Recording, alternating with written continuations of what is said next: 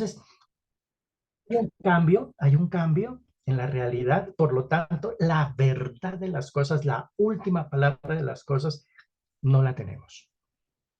Primer ámbito. Decíamos que el segundo después de la verdad, ¿cuál era?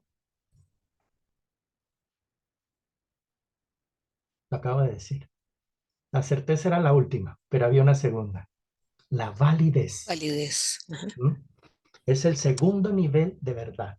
Y la validez nos dicen los filósofos, repito, desde los clásicos hasta los epistemólogos actuales, nos dicen que la validez es aquella que sigue un método, que sigue un discurso, dirían los clásicos, una lógica, y que tras esa lógica podemos concluir que A implica B, que si A implica B y B implica C, A implica C, cuestiones de lógica.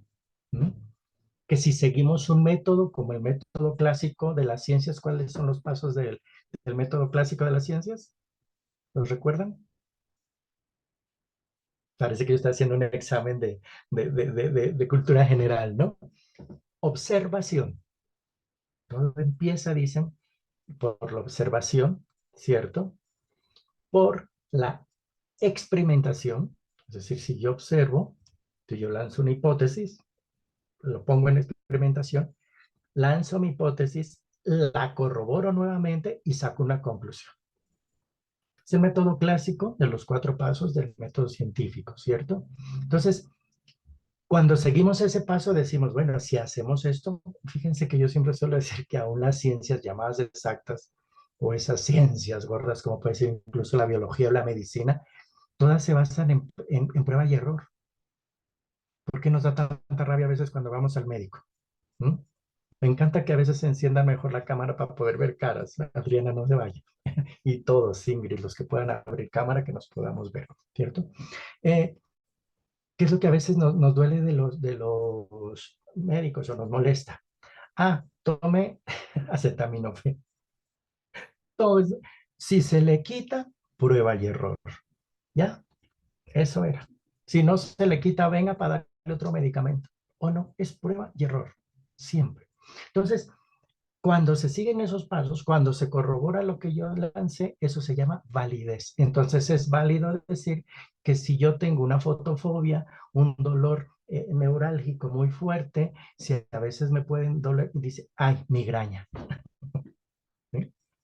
Y hacer esa conclusión es válida. ¿Sí? Es el segundo nivel de verdad. Por lo tanto, la validez es cuando se sigue un método, cuando se sigue unos pasos, cuando se sigue una lógica. Segundo nivel de verdad. Y el último, Ingrid, el tuyo. Certeza. Estaba apagado, la certeza. Certeza. Es el tercer nivel de verdad. Y lo dijiste muy bien. La certeza refiere a la verdad personal de la experiencia.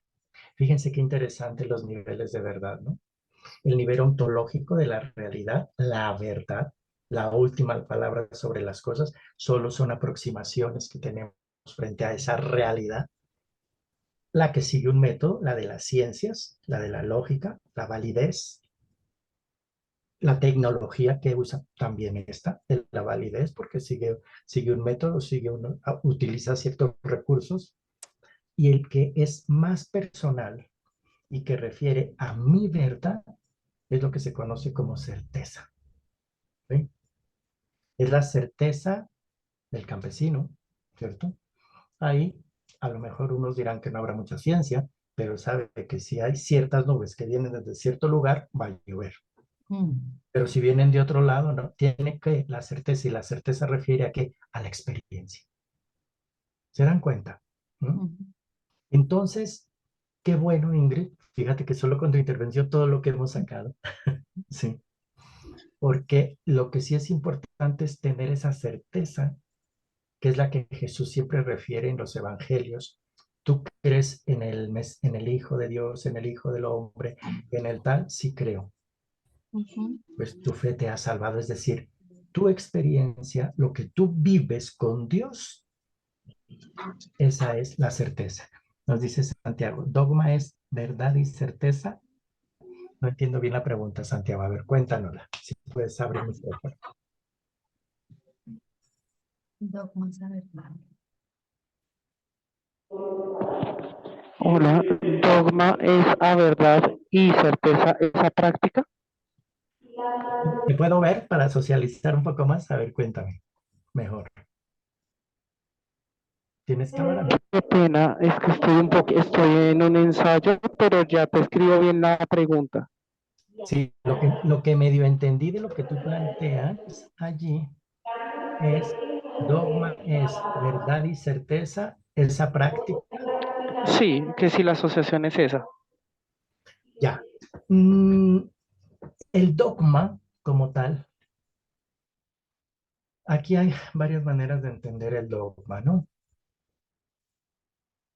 Algo dogmático en el sentido amplio de la palabra y en el sentido semántico de la palabra es aquello que por decirlo de alguna manera, que se estipula, que se legitima, es la palabra sociológicamente hablando, ¿sí? Que se legitima de alguna manera, ¿sí? Y que por lo tanto se convierte como en doctrina, ¿no? Por lo tanto, dogmas podrían tener todas las ciencias. Son esos postulados que nadie los cuestiona, que sabe que sobre eso se construye el discurso. Entonces, digamos que son las doctrinas. Eh, Bernard Lonergan, un epistemólogo que estudió todos estos temas del discurso, de la palabra, de las especializaciones del conocimiento y de los métodos en las especializaciones del conocer, incluida la teología entre ellas, nos dice que todas las ciencias y todos los discursos tienden a dogmatizarse, ¿sí? Tienden a buscar esas doctrinas, esos postulados que nadie cuestiona y que en definitiva desde ellos se construye, ¿no? Eso por un lado. Por otro lado, también desde la psicología hay la actitud dogmática. Hay algunos que son más dogmáticos que otros, pero claro, no voy a meter mucho psicoanálisis aquí. ¿M? Pero también hay una manera de entender, ¿sí? Una tendencia de quererlo dogmatizar todo. Y es esa tendencia, Santiago, a querer decir, esta es la verdad, inamovible, incuestionable. Ustedes notarán cuando hablan con algunas personas que a veces dicen, uy, pero con esta persona no se puede hablar porque es solo lo que dice ella o él. Y vaya usted y lo cuestione. Eso es una actitud dogmática. ¿Sí? Porque nadie le puede decir ni mu ni va, porque mejor dicho, eso es y no es otro. O incluso actitudes, ¿no? Yo puedo llegar acá a decirle, esto es así y no es de otra manera. ¿Mm? Es incuestionable. Eso también psicológicamente se tiende a entender por dogma. Ya en el terreno de la doctrina cristiana, y aquí voy a decir una cosa que espero libere, ¿sí? Y nos quite musarañas que a veces tenemos frente al dogma católico cristiano o cristiano en general, ¿sí? Porque eso es desde los primeros siglos. Y lo que es claro en teología, que dogma, entendido como en aquello que hay que creer, que es fundamental, fíjense que se une mucho las otras explicaciones que les di, eso que es fundamental, solo hay una síntesis en lo que hay que creer, porque para nosotros los cristianos de cualquier iglesia, dogma es aquello en lo que hay que creer y como quien dice casi ni dudar, ¿sí? Y eso nosotros tenemos una síntesis cristiana. ¿Saben cuál es? El credo. Todas las iglesias tenemos y rezamos el credo. Incluso lo diferenciamos entre el credo apostólico y el nacianceno, ¿cierto? Hay varias síntesis de lo que hay que creer. Y si se fijan, el credo en definitiva nos dice que hay que creer en tres, cuatro cosas, pero fundamentalmente en tres. ¿Creer en quién? En Dios Dios, como Padre, Dios Padre, ujú. en Dios como Hijo, Dios como Hijo, Dios como en Dios Espíritu como Santo, Espíritu y que ellos nos llaman a estar en comunidad o iglesia. Punto. Eso es lo fundamental, es la síntesis del dogma, de cualquier dogma cristiano, ojo, de cualquier iglesia. ¿Qué pasa? Que con el transcurrir de los siglos, pues la iglesia y las iglesias, porque recuerden que muchas veces esas diferencias se colocaban en términos dogmáticos, empezaron a surgir otros dogmas que desde estos fundamentales empezaron a decir, bueno, claro, cuando decimos que creemos en el Hijo que nació de María, entonces pues hay que creer en María, ¿sí? Pero ¿quién era María? Entonces empezaron ahí a surgir otros dogmas que en realidad todos dependen de este primero. ¿Sí? Por eso decía que hay que liberarnos porque muchas, entiéndanme lo que voy a decir, muchas prácticas, muchas doctrinas que a veces nos han metido no son dogma. Lo fundamental, dogmáticamente hablando, Santiago, es creer en Dios como Padre, como Hijo, como Espíritu, que nos llama a crear comunidad. Punto. De hecho, eso es lo que también llamamos hermosamente, ¿no?, el querigma. Ustedes habrán escuchado esa palabra, ¿sí? El querigma, que significa el anuncio, la buena noticia. Entonces, la buena noticia que nos trajo Jesús se sintetiza en estas cuatro cosas. En que creamos en Dios como Abba, como papaíto, que se los decía yo en esa charla primera, ¿cierto? Que creamos en Jesús no solo como hombre, sino como Señor Kyrios, como el que nos salva, ¿sí? Y que creamos en ese espíritu que viene del Padre y del Hijo y que es el que nos lanza a dar testimonio de eso que nos dijo el Hijo frente al Padre y frente a nosotros mismos. ¿No? Y si eso es así, lo que nos queda casi como decimos en matemáticas, de corolario, si Dios es Padre, Hijo y Espíritu Santo, es comunidad. ¿Recuerdan cuando hablábamos de la Trinidad, no? Es comunidad. Entonces a los creyentes nos queda que ser semejantes como Dios. Y si Dios es Trinidad, es comunidad, nosotros tenemos que vivir como en comunidad. Ese es un gran reto, porque mis queridos hermanos y hermanas, si miramos nuestro mundo, lo que más nos cuesta, y eso lo he dicho, ya llevo más de 30 años de catedrático, ¿cierto? Yo creo que donde estamos fracturados los seres humanos, y por eso el mito de Caín y Abel, es en la relacionalidad. Nos cuestan las relaciones, ¿sí? Yo les decía en aquella ocasión, a veces pensamos que sería más fácil creer un tanto budistamente, entiéndanme en qué sentido budistamente, yo y Dios, ay, mi Señor, tú y yo solo contigo, dándonos piquitos, eres una monada, y yo sé que me lo dices a mí, ahí como un amor un tanto posesivo, pegachento, romántico y bobo, ¿sí? Ese no es nuestro Dios. Nuestro Dios es un Dios que nos dice, y lo habrán visto en la Biblia, algo que marca a los profetas: consolad, consolad a mi pueblo. A Dios le duele el pueblo. A Dios le duele su creación. Dios sí sufre, y en eso varios teólogos, sobre todo los italianos, se atrevieron a decir que hay una pasión todavía de Dios. No sé si les llama la atención, y creo que también se los mencionaba en aquella lección inauguralis, que llama la atención que en Semana Santa, ¿cuál es el día que más va la gente? El Viernes Santo.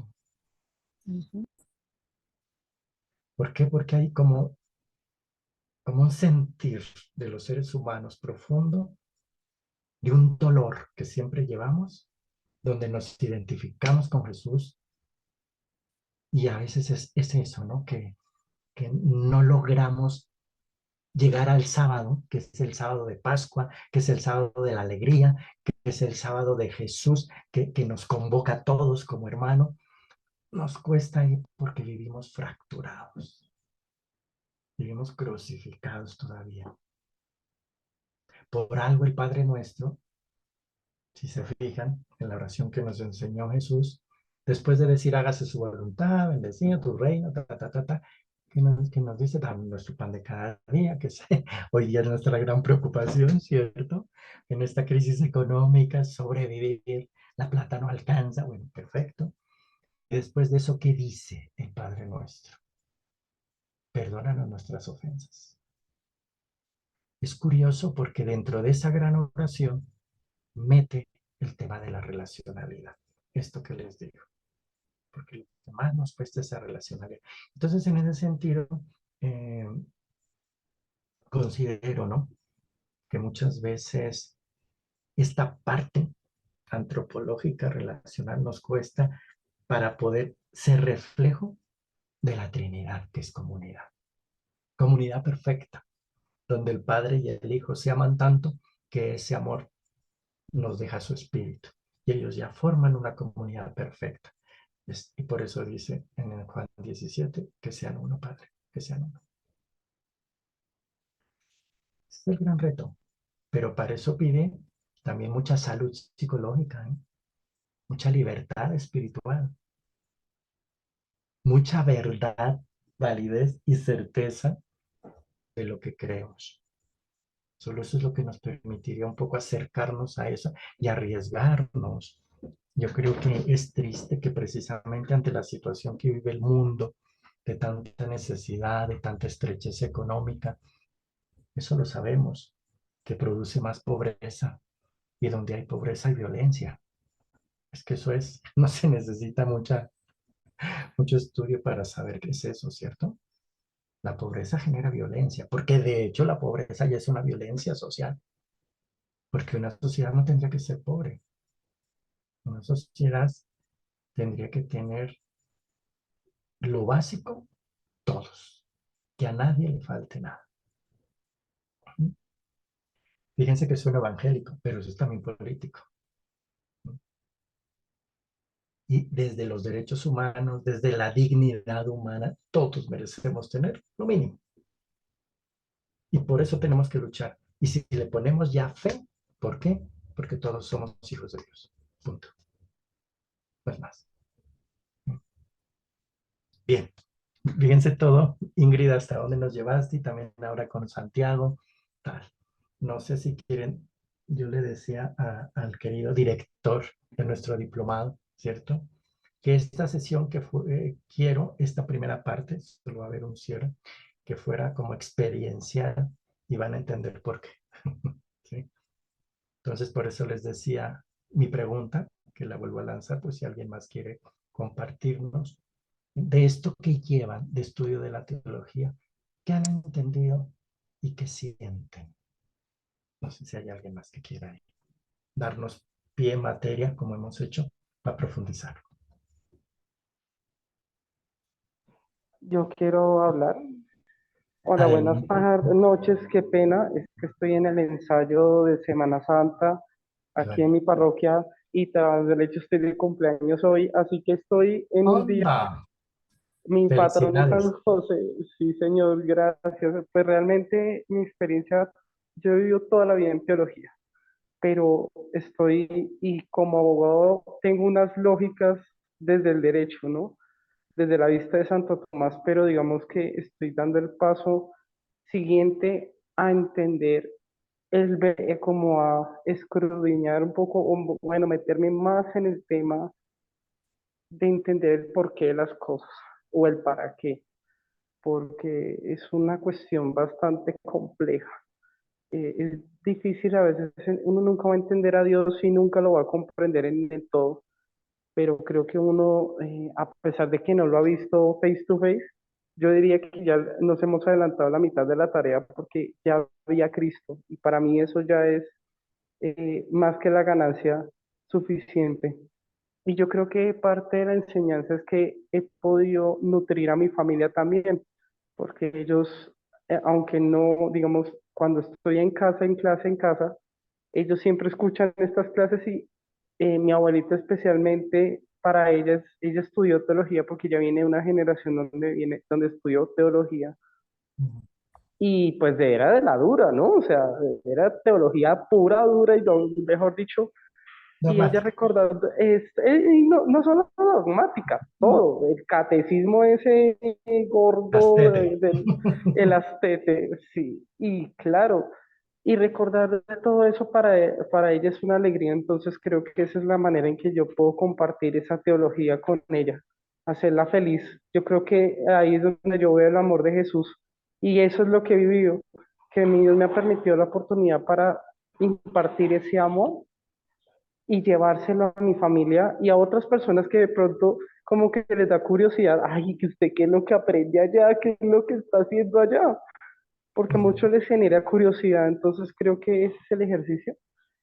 Y nada, yo la verdad estoy muy feliz, yo le doy gracias a Dios. Hoy especialmente en mi cumpleaños le doy gracias porque me permite la oportunidad de estar a su servicio y aprender tanto, pero no solo para quedarme con mi conocimiento, sino darlo a otros y enseñar a otros que no saben. Yo la verdad estoy muy contento y quiero seguir aprendiendo más porque no sé, no sé si es que es el espíritu o no sé si es mi curiosidad de niño interior que tengo que me lleva a hacerme más preguntas y leo e investigo y me emociono tanto que llega un punto como, no sé si es emocionalismo o un éxtasis del espíritu que me hace sentir pleno, como que me da una paz.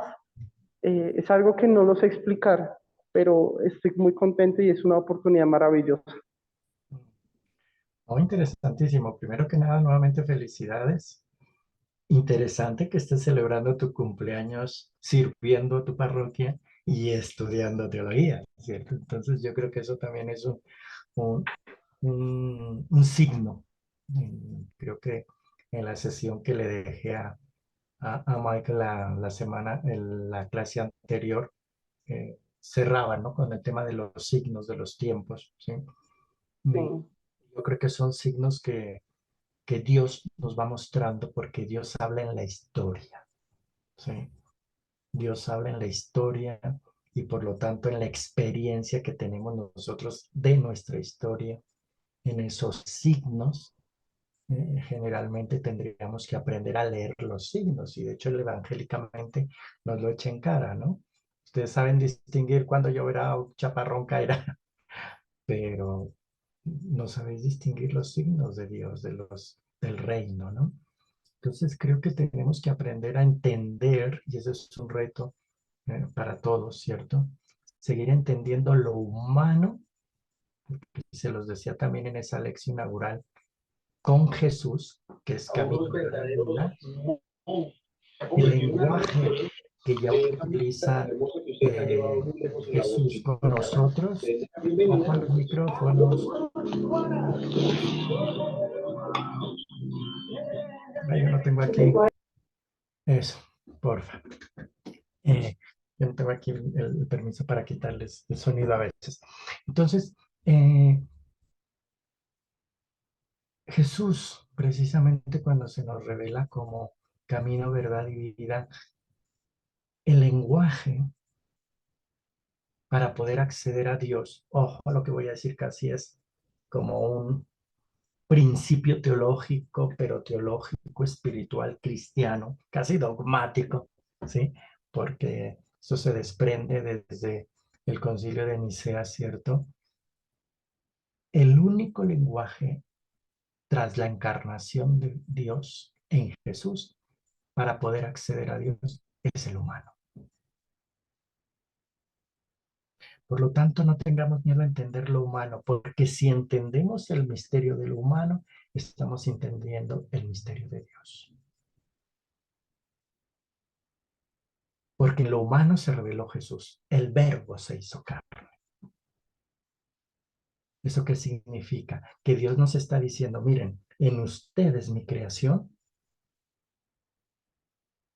me revelo yo. Eso es grandioso.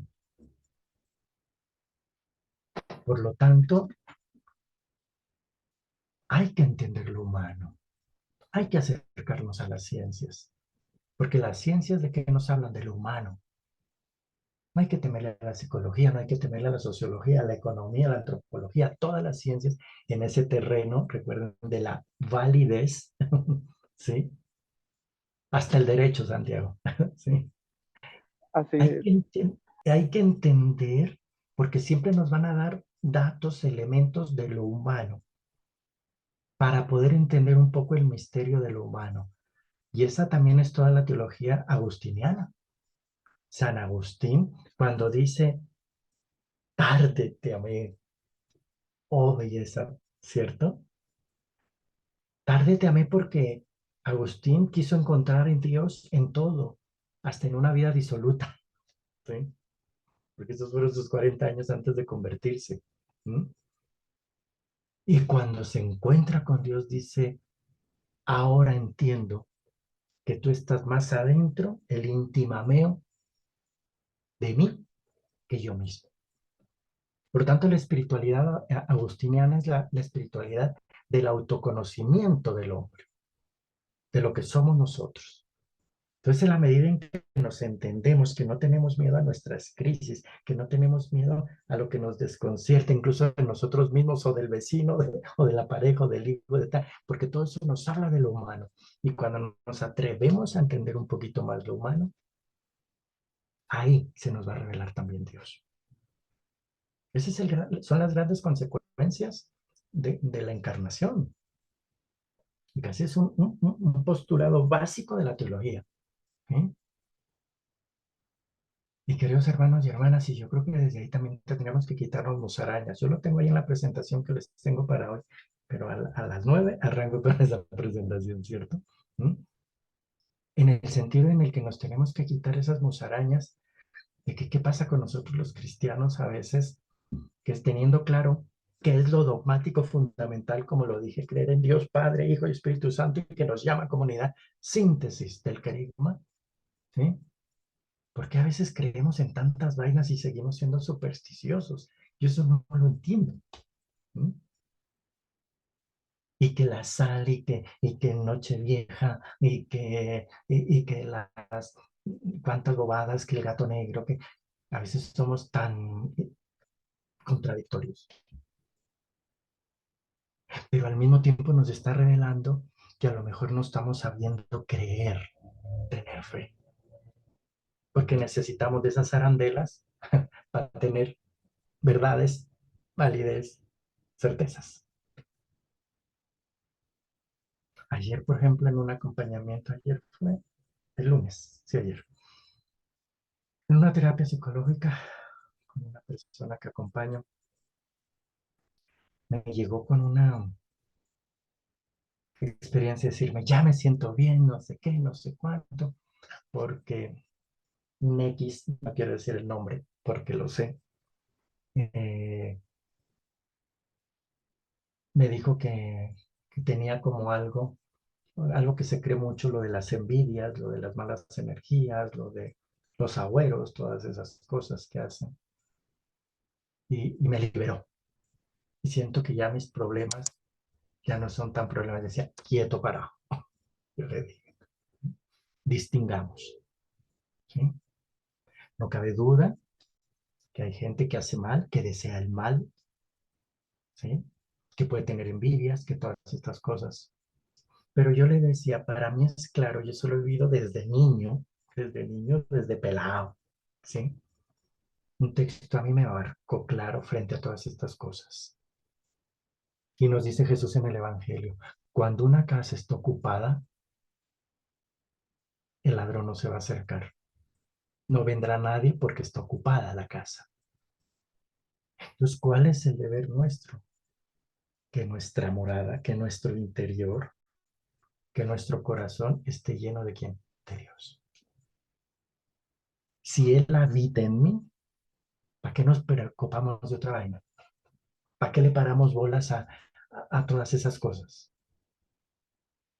Y todavía Pablo lo remata. Si Dios está con nosotros, ¿quién contra nosotros? Y a veces dudamos y cuando alguien tiene envidia, está contra nosotros, ay, temblamos. A ver, ¿dónde, en quién estás puesto tú? Si dudas de Dios, pues lógicamente es como, como abrir otra casa para que permita que otros se metan. No, me explico lo que quiero decir, ¿sí? Y esa sí tiene que ser, como decía Ingrid, nuestra certeza. Él está conmigo. Y si Él está conmigo, nada, nada me puede pasar. ¿No? Marta por acá nos dice, creo que una parte de creer en cosas así es por los mismos antepasados que nos inculcaron mucha ignorancia. Las causas es porque no creemos la palabra. Sí. Sin embargo, yo no le echaría la culpa a los antepasados, Marta. Yo creo que para eso es la teología, para eso es también la razón, la racionalidad. Hay que saber distinguir, ¿no? Yo creo que en la actualidad también una ventaja que está viendo es reconocer lo que hoy se conoce como saberes ancestrales. ¿No? Y hay mucha sabiduría también en esos antepasados nuestros, como también pudo haber otras cosas que no son tan sabiduría. Bueno, también es cierto. ¿Mm? Pero hay que aprender cómo a distinguir, ¿sí?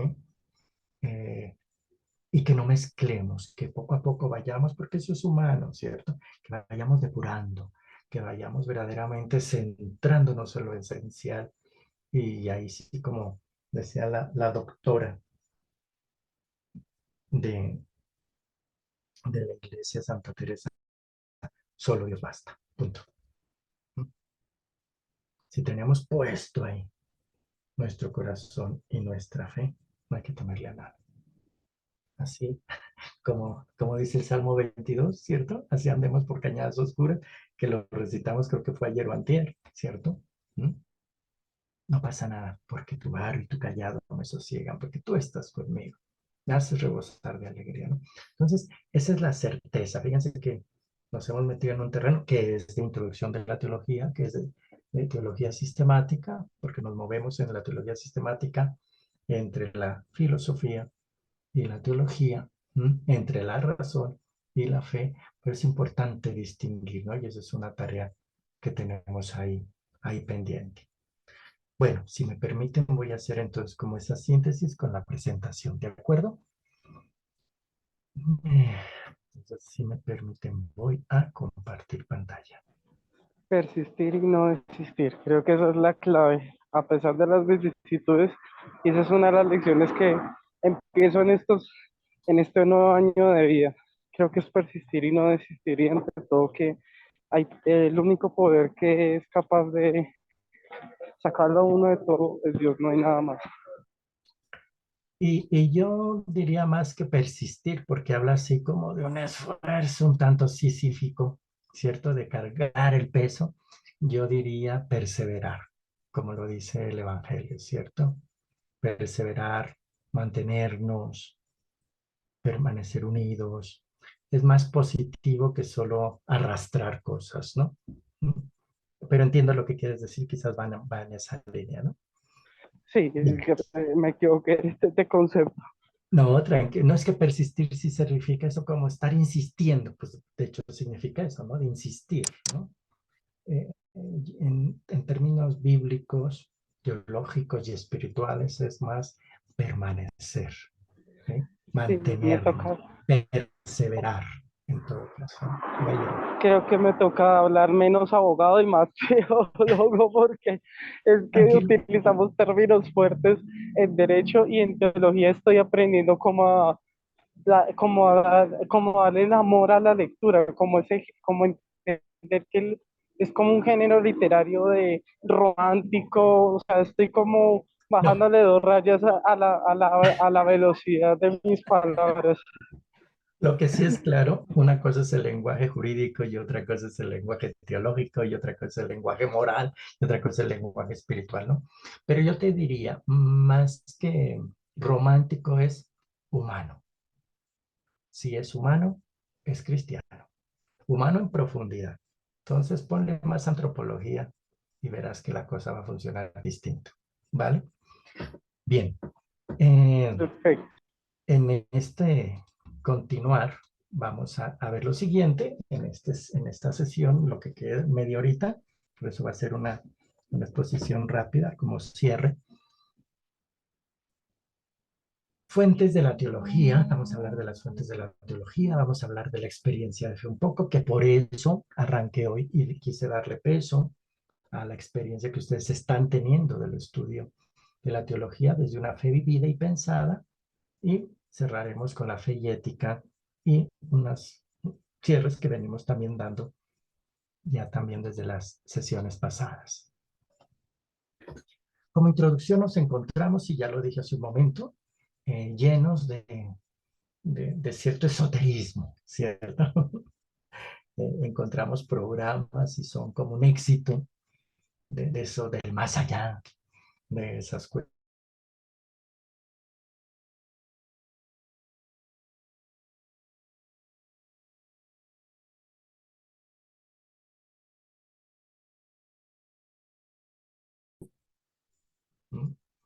Pues que lo espiritual también está presente, ¿no? No sé si yo lo dije, pero a mí me encanta mi espiritualidad y religión ancestral. Hace rato creo que Marta lo decía, que a veces nos metieron ciertos errores, pero yo creo que en otros casos también son ciertas luces que nos podrían dar frente a esto sobrenatural, en concreto de mi cultura mexicana. Yo creo que todos los que están acá vieron con gran gusto, placer y ternura y demás cuestiones la película Coco, ¿cierto? Sobre el tema de los muertos, ¿no? En México, que hay toda una cultura, evidentemente azteca, prehispánica, pero nosotros, mexicanos, vivimos precisamente la experiencia de que los muertos están en otro nivel. Teológicamente cristiano, decimos que están con el Padre, que están gozando de su gloria, ¿sí? Que nos encontraremos con ellos, pero hay como una cierta similitud entre que están en otro nivel, en otra dimensión, ¿no? Y por lo tanto, ellos pueden convivir con nosotros en la medida que los recordemos y sobre todo que los recordemos positivamente, ¿cierto? Eh, y es muy interesante, ¿no? Porque incluso en toda esa filosofía o cultura, aquel que no vivió tan bien en este mundo, o sea, o que hizo mal o que hizo tal, pues ya nadie lo recuerda. ¿Sí? En cambio, generalmente recordamos a los que pasaron por nuestra vida haciendo bien. Y recuerden que Pedro, cuando habla de Jesús, es una de las definiciones que da de Jesús. ¿Sí? Fue un hombre ungido por Dios que pasó haciendo el bien. Entonces, aquel que pasa haciendo el bien se queda, permanece. Entonces, ese tema de lo sobrenatural existe, no tenemos que pelearnos con él, pero también hay que depurarlo, ¿no? Quitar esas cosas que verdaderamente no nos producen. Yo siempre suelo creer, y también es muy bíblico, si hay presencia de Dios, si algo es de Dios, y nos estamos metiendo en el último punto que voy a tratar yo acá, en términos de discernimiento, si algo es de Dios, tienen que aparecer, y esto también lo dice San Ignacio, experto en discernimiento, tienen que aparecer los frutos del Espíritu, si es de Dios.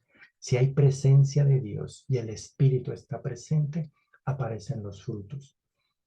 Y unos de esos frutos son paz, gozo, sabiduría, ¿cierto? Pero entonces, si algo es de Dios en términos sobrenaturales, es porque nos produce paz. Si algo nos inquieta o nos da miedo, eso no es de Dios. Saquémoslo. O por el momento eso no tiene que estar en nuestra vida. Lo que es de Dios produce paz. Lo que es de Dios produce gozo. Lo que es de Dios produce comunión. Hay signos, ojo nuevamente, donde Dios está.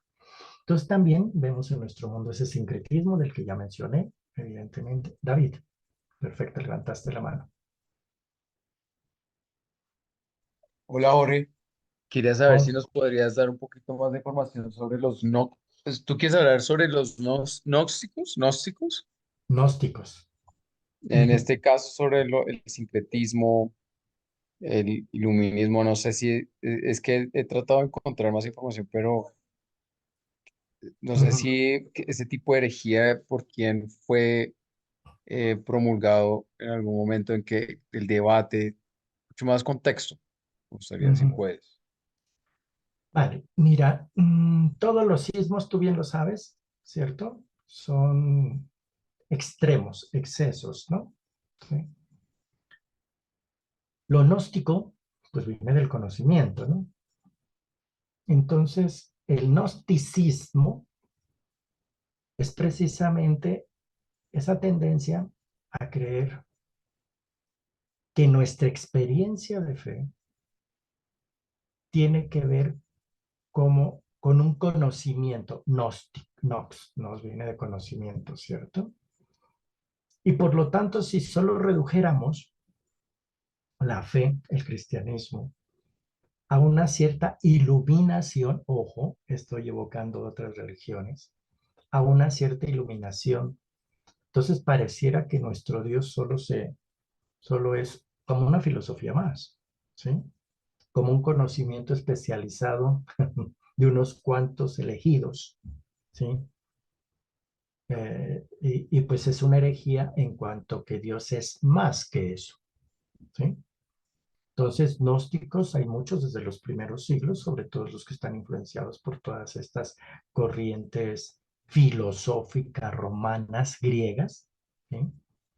Donde pareciera que Dios es más un concepto porque se puede llegar a ello, ¿no? Entonces, pues, si quieres en otro momento, en otra sesión, me haría la tarea, me comprometo a ello, como traer esas posibles herejías. ¿Por qué eran herejías? Y lo que tú dices, ¿no? ¿Cuáles son como sus principales representantes? Por ejemplo, otra de las herejías con las cuales los padres de la iglesia lucharon tanto, lo que por ahí habrán escuchado del arrianismo, precisamente, ¿sí? Que es entender y creer que Jesús fue humano, ¿sí? Pero se acentúa tanto lo humano que lo divino se pierde, ¿eh? Entonces, en ese sentido, pareciera que esa naturaleza, cuando decimos que es hombre Dios, queda tan difuminado en lo humano que pasa a ser casi, y podría caer ahí en herejía, es lo que dicen los padres, ¿sí? En un simple hombre profeta. ¿Mm?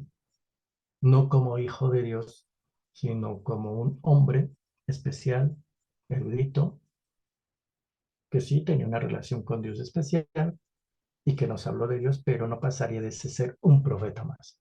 ¿Me explico? Entonces, todos los ismos, el problema de la herejía es que a lo que podrían caer si se acentúa solo esa dimensión, o lo gnóstico en términos de conocimiento, o solo lo humano, ¿sí? Y así algunas de esas herejías solo se acentúan, por ejemplo, el adopcionismo. ¿Qué significa el adopcionismo? Pues precisamente que pareciera que Jesús adoptó, como si fuera los dioses griegos y romanos, ¿sí? Adoptó una condición humano-divina, y en eso pues se podía caer evidentemente en semejante a esos semidioses, ¿no? Y no, nosotros afirmamos que Jesús es Dios, no es un semidios. ¿Me explico? Entonces, todos esos sismos, es David, ¿cierto? Quien me está preguntando. ¿Mm? Por ahí irían, ¿sí?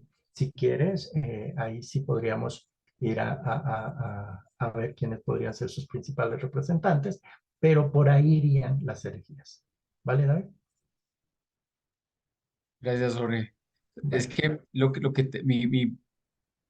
mi duda para mí ahora es más o menos entender, aunque creo que ya lo respondiste un poco, cuando uno sabe que Dios te está hablando, el Espíritu Santo, ¿cómo? Y yo sé que para mí es muy difícil, como que me parece súper, mucho me cuesta creer que alguien habla con el Espíritu Santo muy fácil, pues considero que eso no es un proceso muy difícil. Pero bueno, lo que creo que acabas de decir es que si tiene los frutos del Espíritu, es Mm, que ahí está Dios. ahí está. Y eso es clave. Y eso es fundamental, porque en definitiva los frutos del Espíritu nos hablan de esa presencia de Dios. Sí. Si Dios es amoroso, pues evidentemente, si yo tomo una decisión o descubro algo que me fortalece esa experiencia de amor, es de Dios.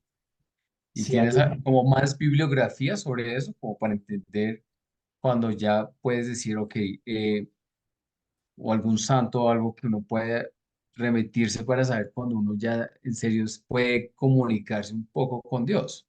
claro, pues si quieres, no sé si tú tengas ahí no, no les he dado nunca un correo, ¿cierto? Me escribes y te envío bibliografía. La voy a poner ahí en el chat, ¿sí? Pues perfectamente me pueden escribir. Sí, lo escribí bien. Ahí está. ¿Lo ves? Perfecto. Me escribes y te envío, claro que sí, bibliografía y algún libro.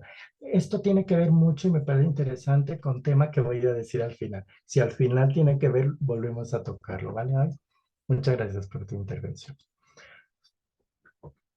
Religión e iglesias, yo creo que, y voy en la introducción y son las que me van a cortar la grabación a las 9:30. Siempre acaba en 9:30, 9:30 en punto, me imagino que sí, ¿cierto? Ok, hablen ahora. Por mi Para parte, si quieres seguir, no hay problema. Perfecto. Bueno, vamos a ver cómo vamos a las 9:30. Es una realidad. En esta introducción parto siempre de la realidad. Vamos a ver por qué también. Nos encontramos en una sociedad llena de religiones e iglesias. Que eso nos habla precisamente, recuerden que es muy distinto una religión a una iglesia. Y una cosa es la fe, porque ahí podríamos añadirle, una cosa es fe, religión e iglesias. La fe, como vamos a ver en la siguiente sesión, la vamos a escudriñar un poquito más, hoy vamos a adentrarnos todavía a nivel experiencial, pero la fe tiene una base humana y antropológica. Fe tenemos los hombres, Dios no tiene fe. Dios cree en el hombre, pero fe nosotros. Entonces, ¿qué diferencia hay entre fe y creer? Lo veremos después, ¿cierto? Pero sí podemos decir que toda persona humana, hombre, mujer, o los ellos, como dicen, ¿cierto? Tienen esa experiencia de querer creer en algo que va más allá de lo humano. Dejémoslo así como en ese simple acercamiento, ¿no? Vamos a decir como la filosofía lo ha llamado. Pero entonces una cuestión es eso que tenemos todos los seres humanos de a veces querer ver más allá de lo que vemos, ¿no? Otra cosa es la religión, que ya por lo tanto tiene un fundador, tiene unos seguidores. La religión judía tiene unos patriarcas, la religión islámica musulmana, la religión cristiana como fundador Cristo. O sea, en la religión siempre hay un fundador, unos iniciadores y los que creen y se adhieren a esa religión. Todos somos cristianos. Y otra cosa son las iglesias. En las iglesias, ya que por ahí nuestro amigo Santiago es abogado, no sé si por acá hay algún sociólogo, no tuve la oportunidad de presentarnos todos para saber, ¿sí? Pero es el tema de la institucionalización, dicen los sociólogos. Cuando algo se institucionaliza, ¿no? Surgen las iglesias. Entre otras cosas, para institucionalizarse tiene que legitimarse jurídicamente hablando. Eso es otra cosa. ¿No? Pero entonces ya son otros procesos. Entonces sí quiero que vean cómo en la cultura confluyen todas estas experiencias. Los que solo creen y no están en ninguna religión ni ninguna iglesia, pero creen en algo, en alguna cuestión ahí. Las religiones, ahí hay muchas religiones. Hoy ya vemos también aquí en Colombia gente que cree en el Islam, ¿cierto? Vemos judíos, que incluso hay pueblos muy judíos, en fin, y vemos iglesias. Pero todo eso nos habla, y es con lo que quiero cerrar esta introducción, y que pareciera que hay una necesidad de trascender. ¿Eh? Creo que a veces, incluso, no diría yo tanto como una necesidad de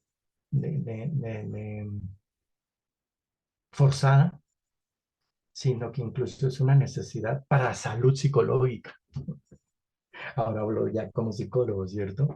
Para tener una salud, a veces hay que tomar distancia de las cosas. A la persona que les comenté que ayer acompañaba en terapia, yo le decía, si se tranquilizaron tus situaciones, como venías tú, que te permita verte con más serenidad, con más claridad, porque solo cuando estamos serenos, y nuevamente por ahí, David, creo que fue, ¿no? Me preguntaba, que ya veo que te interesa mucho este tema del discernimiento. Para poder ver con claridad hay que tener paz. Si estamos inquietos, si estamos agitados, no veremos con claridad. Para poder tener un buen discernimiento, una buena decisión, lo primero que hay que hacer es apaciguarnos. Y a veces para apaciguarnos hay que ¿qué? Tomar distancia. ¿Mm? Necesidad de trascender, casi por Porque salud psicológica. Y a acá se veces, podría hablar de ujú, la purificación de los sentidos claro que sí. de Juan de la Cruz. Juan de la Cruz eh, y San Juan de la Cruz, es muy interesante, ¿no? Ya que lo tocas, porque él habla de sus cautelas. Y las cautelas son muy duras. Si uno siguiese las cautelas de San Juan de la Cruz, es muy dura. ¿Por qué? Porque dice, ¿cómo puedo tener certeza, dice Juan de la Cruz, de que algo es de Dios? Dice él, opacando lo humano. Él es muy ascético, obviamente, ¿no? Y pues también muy de la mano de Teresa, pues imagínate tú. Y ellos castellanos, que los castellanos en España son recios y más los antiguos, ¿cierto? Por esa tierra tan árida, tan... Entonces les hace un carácter también muy recio. Mm, Él decía, por ejemplo, yo cuento siempre una anécdota cuando a veces me ha tocado predicar sobre San Juan de la Cruz. A él, en la reforma que hizo precisamente de su orden, acompañado de Teresa de Ávila, eh, pues muchos lo persiguieron en su misma comunidad, ¿cierto? Y los de su misma comunidad lo persiguieron, no solo persiguieron, sino cuentan, ya hay testimonios de agredirlo, ¿no? Y entonces en una de esas agresiones de sus compañeros, el prior, pues lo, lo visita y una vez recuperado de sus heridas, porque así dicen los escritos, ¿eh? Le dice, bueno, Juan, a ver, tengo dos opciones. O te envío donde estabas, pero ya sabes quiénes están donde estabas y lo que te hicieron los que te estaban. O te mando a otro lado que estarás más tranquilo, más sereno, no habrá muchas distracciones. ¿Qué eliges? Le dije, ¿dónde estaba? Pero ¿cómo? Pero si es que, a ver, dime tú, no, no es como normal, ¿no? Y él dijo, es que si ahí voy a seguir luchando y sufriendo, podré tener más certeza de que el que me sostiene es Dios y no estoy por mi propio interés y ego. Uy, qué fuerte, ¿no? Eso solo lo hacen los santos. ¿Por qué? Porque ya hoy día con la psicología, por ejemplo, decimos, ahí hay un cierto masoquismo. Puede que sí. Un cierto qué pasa con el sufrimiento, cómo lo elaboramos. Lo que sí es claro que para llevar un camino como ese hay que hacer también un discernimiento, ¿no? Precisamente para que no acabemos. Y entonces en lugar de hablar de espiritualidad o de crecimiento espiritual, acabemos con alguien desquiciado, ¿no? ¿Cierto? Entonces hay que ir con cautela, como dice precisamente, ¿no? Pero, pero sí puede ser San Juan de la Cruz, puede ser el mismo San Ignacio, el que menciono mucho sobre discernimiento. Él habla del discernimiento de los afectos ordenados y desordenados, dice él, o de las mociones del espíritu y del buen espíritu y mal espíritu, o de las dinámicas de vida y dinámicas de muerte. Fíjense que es muy juánico, ¿no? Que Juan se mueve mucho en binomios: luz, oscuridad, verdad, mentira, ¿sí? Pero por ahí iría también un poco, ¿no? Y para trascender, diríamos ya cristianamente, también hay que tener como un cierto, yo hablo más que solo luz, entendimiento, yo hablo como de olfato, porque es más una experiencia sentida integral para poder decir, yo creo que por aquí sí va Dios. Nos habla más, incluso me atrevería a decir que es más judío, más bíblico. ¿Sí? El sentimiento que solo el entendimiento, porque podríamos caer en gnosticismo, ya que hablabas del gnosticismo, en quedarnos solo en algo teórico. Sigamos. No sé si voy a acabar toda la presentación, pero bueno, hasta donde lleguemos. Fuentes de la teología. Son dos, fundamentalmente. Estamos en introducción a la teología sistemática. Es la razón y es la fe. ¿Sí? Es la sabiduría del hombre y la sabiduría de Dios. Lo puse así porque llega un momento, dice Pablo, ustedes recordarán, cuando dice que la cruz es sabiduría de Dios y necedad para la sabiduría del hombre. ¡Buah! Entonces ahí sí ya uno entra en crisis, ya que Ingrid nos decía al inicio, estoy no entendiendo, es que sí hay muchas cosas que Ingrid son paradójicas, ¿no? Pero Sí, diría que son como tensiones que se dan, ¿no? Yo creo que hay que creer en la razón que Dios nos dio, en la racionalidad que Dios nos dio. Ya lo decía yo, escuchar a las ciencias, ver qué nos dicen, hay que darle una palabra, evidentemente, ¿sí? Y cuando hay un razonamiento, un discurso lógico, entendible, pues hasta nosotros mismos decimos, genial, ¿no? Es mejor eso que un discurso disperso, inentendible para todos. Si eso es así, hay momentos en que en términos de fe, y en concreto, como dice Pablo con la cruz, hay ciertas cuestiones que a lo mejor todavía no entendemos desde la sabiduría del hombre, pero desde la certeza de la experiencia, sí. Hay tres, y les voy a poner el ejemplo para que vean. Yo creo que con ejemplos a veces se entienden mejor las cosas, ¿no?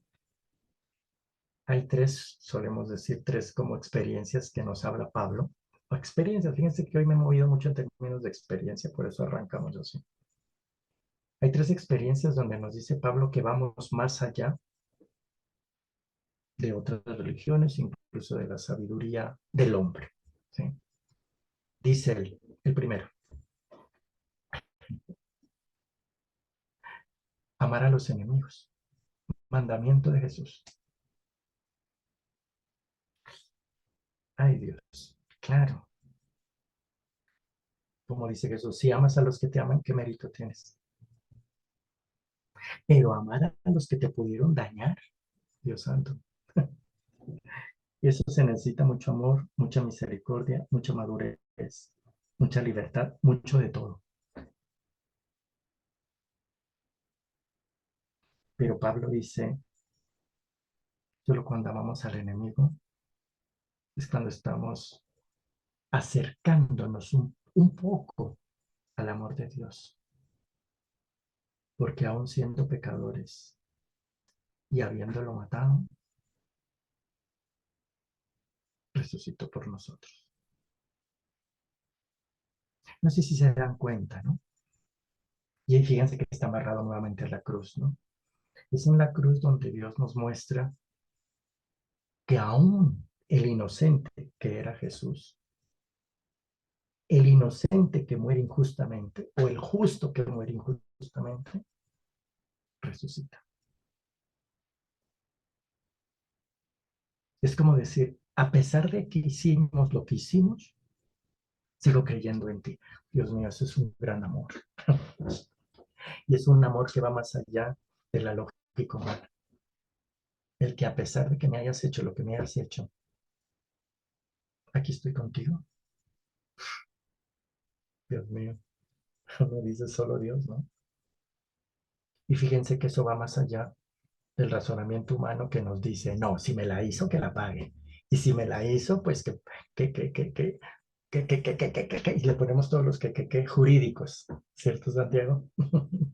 Sí, señor, es que cuando uno enreda la cosa, y hoy creo que entendí otra de las cosas, y es que hay gente que todavía, y lo vivo en mi parroquia, pues por desgracia, hay personas que rechazan de una manera tan abrupta la razón, como, o sea, la ve como si fuera algo tan negativo, como tan, voy a decirlo en una frase fuerte, muy socialista, comunista, marxista, como todo lo negativo y que lo único que vale es la fe, es esa fe como emocional sin razón, como fanática. Entonces, a mí me genera un conflicto porque no sé cómo hacerles entender que las dos se necesitan y que aparte de eso, la razón no es mala, que cuando uno disfruta eso, es el don, yo veo el don de Dios manifestado como en ese amor, en la alegría de aprender y de aprender las cosas.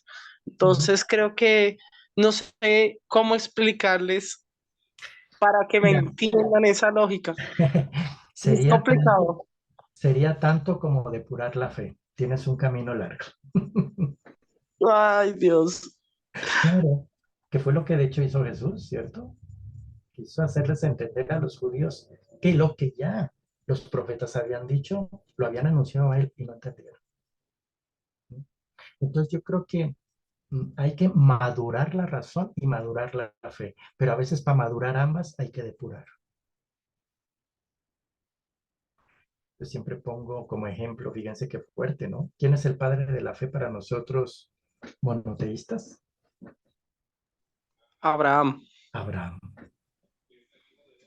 Y el gran padre Abraham,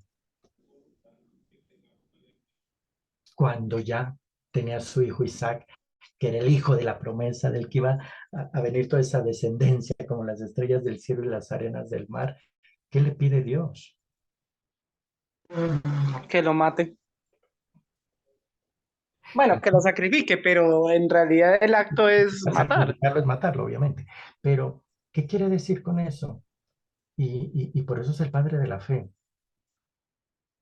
que aún creyendo en lo que creemos, a veces toca dudar de lo que creemos. Ay, Dios, por eso Ingrid, vas bien, no te preocupes. Bien confundida, padre, Pero pero es con muchas ganas de continuar. porque es que se trata incluso de estar dispuestos hasta de poner en duda lo que creemos. Qué fuerte. Eso no es fácil, ¿eh? Pero esa es la prueba que le puso Dios a Abraham. Y que nosotros quizás a veces tendríamos que ponernos en esa tesitura. Estoy dispuesto a matar mi Isaac. ¿Y quién es mi Isaac? Mis creencias inamovibles. Solo si estoy dispuesto a eso, podré dar entrada a Dios de una manera nueva, renovada. Lo que dicen también los místicos espirituales, ya que hablábamos de discernimiento, David, ¿cierto? Ya quitemos los apegos. Y a veces los apegos que no nos dejan ver con claridad a Dios son nuestras mismas ideas, nuestras verdades. Y entonces en ese sentido a lo mejor también hay que plantear y decir, bueno, Señor, yo hasta ahora he aprendido esto, pero estoy abierto a que me muestres otra manera las cosas. ¿Sí? Entonces, les decía tres signos que dice Pablo, ¿no? Amar a los enemigos. El segundo dice la gratuidad. Y de hecho eso va a tener un elemento súper importante porque ya lo dirá también en el Evangelio de Juan, lo que gratis recibisteis, dadlo gratis, ¿no? Es decir, no esperar nada a cambio. Vivimos en una cultura en la que si me hacen un favor o me dan un regalo, ¿qué hay que hacer? Devolverlo, ¿cierto o no? Ay, no, fulano me trajo esto, entonces yo tengo que darle un regalo similar o mejor. Vivimos en una sociedad del toma y da. Si me ayudas, te ayudo. Me da, O sea, es como de pagarnos las cosas, ¿no? Y Dios nos da todo en gratuidad. Es la teología de la gracia. Que aún, volviendo a lo de los enemigos, habiendo hecho lo que hicimos con su Hijo, nos da su Espíritu, es decir, se da a sí mismo para quedarse con nosotros siempre. Es decir, nos ama tanto que se queda a través de su Espíritu, aún no habiendo correspondido como correspondimos. Por lo tanto, cuando somos gratuitos o intentamos ser gratuitos y no esperamos nada a cambio, así como ese amor de amor a los enemigos de Dios, es cuando también nos asemejamos un poquito a la gratuidad de Dios. Y generalmente, sin querer, hacemos las cosas esperando algo. Lo que decía Santiago, quizás cuando menos esperes cambiar a la gente, a lo mejor la gente va a cambiar. Qué fuerte lo que estoy diciendo, ¿eh? Porque eso significa dar gratis, sin esperar nada a cambio. Segundo signo, que va más allá de la sabiduría humana o del hombre. Dice el martirio. Toma, de nuestros primeros cristianos, ¿no? Que saben que mártir etimológicamente significa testigo, ¿no? Dar testimonio de Dios, estando dispuesto a que nos maten. Lo hemos dicho siempre, nuestro querido patrono, ¿cierto? San Ignacio. Harto, deseo ser devorado por las fieras. Pues quien lea solo ese texto, este señor está loco, pero como masoquista, como quería que... Pero él entendía desde toda su experiencia que ese martirio, que eran las maneras de morir en esa época, ¿cierto? Él entendía que si llegaba hasta esa consumación del martirio, había cumplido el poder ser testigo de Dios y con alegría, porque es que el mártir no es alguien que va, no te saludo, me tocó, porque a veces somos victimistas, ¿sí? Y por eso es también esa exhortación de Jesús, ¿no? Si vas a dar limosna, si vas a orar o vas a hacer ayuno, que no se te note. Y por ejemplo, si vamos a dar testimonio de Dios, tampoco tenemos que poner esa cara de ay, de sufrimiento, ¿sí? Los Cristos sufrientes, ¿no? Si Dios está conmigo, ¿quién está contra mí? Si Dios me da su espíritu, ¿a qué temo? Entonces tiene que ser un testimonio alegre, a pesar de que se nos complique la vida. Recuerden las bienaventuranzas. Bienaventurados cuando seáis perseguidos, alegrados y gozados. Entonces, cuando somos capaces de estar alegres, de gozar, cuando se me está complicando la vida, por ser testigo de Jesús, es el tercer signo, dice Pablo, de que estamos yendo más allá de la sabiduría del hombre. ¿Se dan cuenta? Entonces, la teología se mueve, sí, a la razón, sí a la racionalidad, sí a escuchar las ciencias, sí a la sabiduría del hombre, pero va a llegar en un momento en el que no nos podemos quedar ahí para no quedarnos en los ismos, gnosticismo y todas estas cuestiones, ¿cierto? Sino para ir más allá y es a través de la fe, de la sabiduría de Dios, que es otro nivel definitivamente. 9:32. Son más puntos. ¿Seguimos o cortamos aquí y continuamos en nuestra siguiente sesión? No quiero cansarlos tampoco. Ay, mi padre querido, yo encantado de continuar, pero tengo un compromiso ahorita también a las 9:30, una jornada de oración, pero estoy apasionado. No sabes cuánto te agradezco esta clase tan especial que ojalá se repitiera mañana. Bueno, van a Por tener mí un tiempo. podemos continuar. Pues si quieren más bien hagamos una cosa. Hay 24 participantes. Levanten la mano y lo miramos como dicen ahí democráticamente. A ver cuántos pongan la mano los que estarían dispuestos a continuar. Un ratico más, no vamos a estar mucho. Y Qué entre pena. todos, Yo sí tengo una reunión ahorita también a las 9:30 mm, con mi comunidad. Me ausento. pues hagamos una cosa, no, qué pena con ustedes, tampoco. Yo creo que sí, todos estamos en este estudio y queremos estar en esto. Entonces tampoco sería justo que nos quedemos solo unos y otros se vayan por los compromisos. Entonces yo creo que viendo el bien común, si les parece, continuamos en la siguiente sesión. No se preocupen, vamos a Ay, Padre tan continuar. querido, muchas gracias. De acuerdo, padre. Yo creo que Totalmente de acuerdo. Mi descansen. mamá sí salió feliz a mandarle un saludo de que le mandaba eso, o sea, que qué belleza de sacerdote. Gracias, no, belleza también ustedes de estar aquí también queriendo, ávidos a aprender. No se preocupen, yo les dejé también ahí el correo, yo a quien pueda pues contestarle, le contestaré y seguimos en la siguiente sesión. Yo creo que sí es interesante que todos vayamos en común profundizando en todas estas cuestiones que si se fijan, parte de la experiencia, de esa certeza, sí hay que escuchar la validez de las cosas, de la razón, acercándonos poco a poco a ese desvelamiento de la verdad que es Cristo. Entonces, pues desde allí les deseo una feliz noche y aquí seguimos para nuestra siguiente sesión. Bendición, padre, gracias. Gracias, Padre. Un abrazo a ustedes Muchas también. Padre, gracias. muchísimas gracias. Un abrazo Tengan grande. una feliz noche. Un abrazo. Gracias, hermano. Gracias. Gracias, muy padre. buena. Vale, que descansen. Sueño reparado.